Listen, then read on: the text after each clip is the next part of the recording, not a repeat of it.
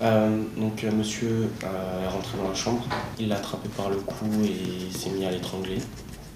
Avec une main, avec les deux mains? Avec les deux mains. Elle était en manque de respiration. Oui. Après, elle a perdu un petit peu connaissance. La Brésilienne a échappé de peu à la mort. Un scénario récurrent chez cette femme. Régulièrement, son mari la bat. Ici, chaque année, plus de 7000 personnes sont reçues par des médecins. Parmi elles, 1500 sont des victimes de violences conjugales. Bonjour. C'est le docteur Céline Dumy qui dirige cette unité particulière. Ici, les médecins ne soignent pas, ils constatent juste les blessures. En partenariat étroit avec la justice et les autorités, ils agissent sur réquisition. Dès qu'une victime porte plainte, la justice demande un certificat médical.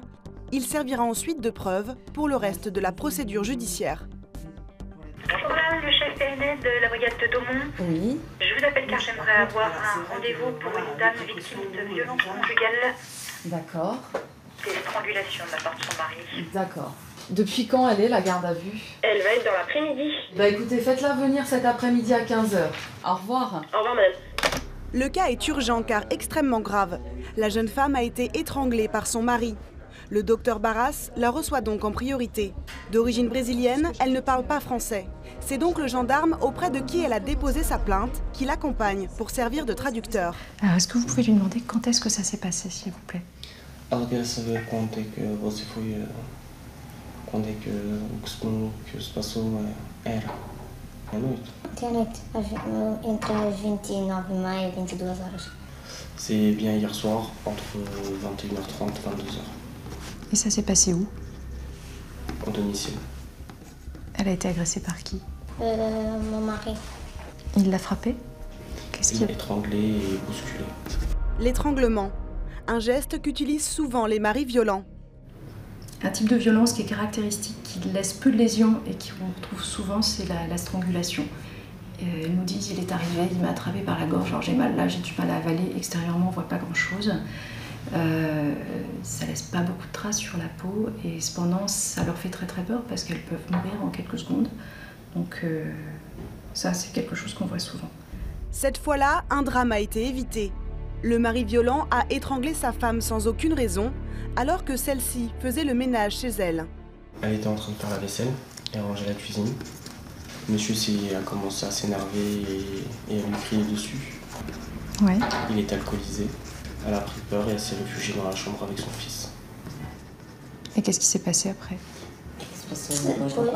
No quarto ela apertou-me o pescoço até eu sufocar. Depois ela voltou para a sala, que é onde é aquela zona comum, sala e cozinha. Monsieur est rentré dans la chambre, il l'a attrapé par le cou et s'est mis à l'étrangler. Avec une main, avec les deux mains? Avec les deux mains. Elle était en manque de respiration. Oui. Après, elle a perdu un petit peu connaissance. La Brésilienne a échappé de peu à la mort. Un scénario récurrent chez cette femme. Régulièrement, son mari la bat. Et c'est la première fois qu'il est violent en ayant vu comme ça? Il s'énerve? É a primeira vez que o senhor está a gritar assim? Não. Não, c'est pas la première fois. Não, já gritou antes, mas não estava a ver, não estava sóbrio. C'est pas la première fois qu'il écrit dessus, c'est déjà arrivé, mais sans pourtant qu'ils soient alcoolisés. Le docteur Barras réalise son examen. Les gestes sont délicats, la jeune femme souffre et ne peut quasiment plus bouger la tête. Alors montrez-moi, où est-ce que ça fait mal? Aqui assim. Ici? Assim, Et ici, d'accord.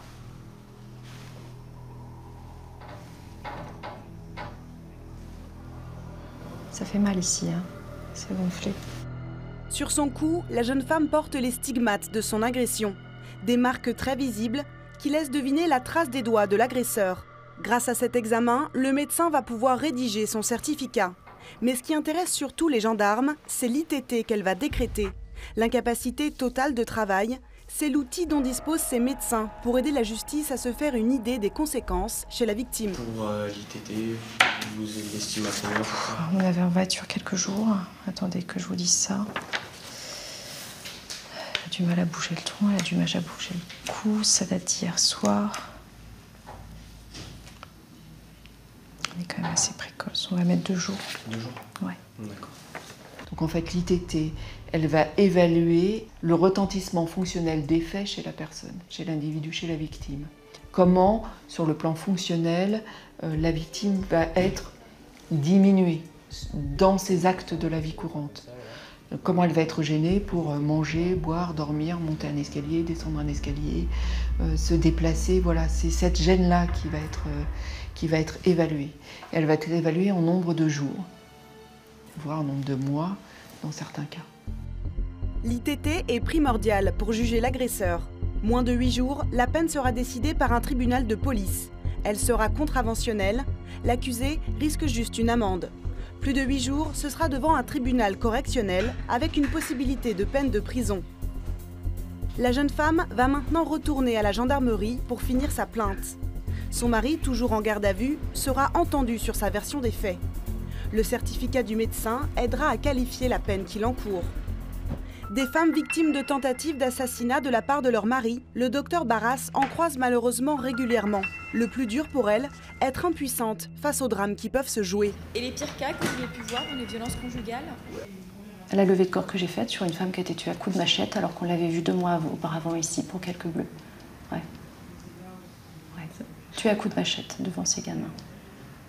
Ça, c'est une femme que vous aviez déjà vue? C'est une femme qu'on avait vue ici. De temps en temps, on en voit, on se dit celle-là, un jour, je vais la faire enlever de corps parce que elle continue à s'exposer. On essaye de l'orienter, on essaye de l'aider, on essaye de la sortir de la situation dans laquelle elle est. Et ça ne marche pas à tous les coups. Car souvent, les femmes victimes n'ont pas la force de quitter leur compagnon violent. Oui, je vous en prie. C'est le cas de cette femme en consultation avec le docteur Tarlier. Il y a combien de personnes qui vous ont agressé? Une. C'est qui par rapport à vous? Vous le connaissez? Le père de mon fils. Le père de votre fils. D'accord. Vous me racontez un peu? Qu'est-ce qui s'est passé? Les enfants étaient en train de prendre leur bain. Et puis là, il m'a dit de sortir de la salle de bain parce que lui, il y était déjà dedans. Et puis, comment dire? Simplement, allez-y. Il s'est mis en colère et puis il m'a attrapé. Il a collé sa tête sur mon front. Oui, et après? Ensuite, il m'a attrapé comme ça. Sans vous étrangler, hein? Non, Vous avez poussé en fait, c'est ça? Ouais, me projeter en arrière. D'accord. Et c'est là que la tête a tapé contre un En meuble. fait, je suis tombée sur le côté gauche. Il y avait un meuble dans le couloir et ma tête, elle a tapé dans le meuble. D'accord. Mais son mari ne s'est pas contenté de la tabasser. Depuis des années, il l'humilie en permanence. Si cette femme n'a pas de séquelles visibles, elle subit donc régulièrement une violence psychologique. Et ça fait combien de temps qu'il est violent avec vous? Il n'a jamais été violent. C'est le premier épisode de violence conjugale. Des menaces, des insultes, jamais. Ah si, mais là, c'est un insulte. C'est fréquent? C'est quoi? C'est tous les mois, tous les 8 jours? Environ, hein? C'est ça. quand il y a des prises de tête, quoi. Donc, on Ouais. va dire... C'est quoi? Une fois par mois, une fois? D'accord. Malgré tout, cette femme continue de protéger son conjoint. Elle minimise ses violences pour ne pas accabler l'homme qu'elle aime. À l'UMJ, les médecins ont l'habitude de se retrouver face à de telles situations. Tout est mis en œuvre pour aider ces femmes à se libérer.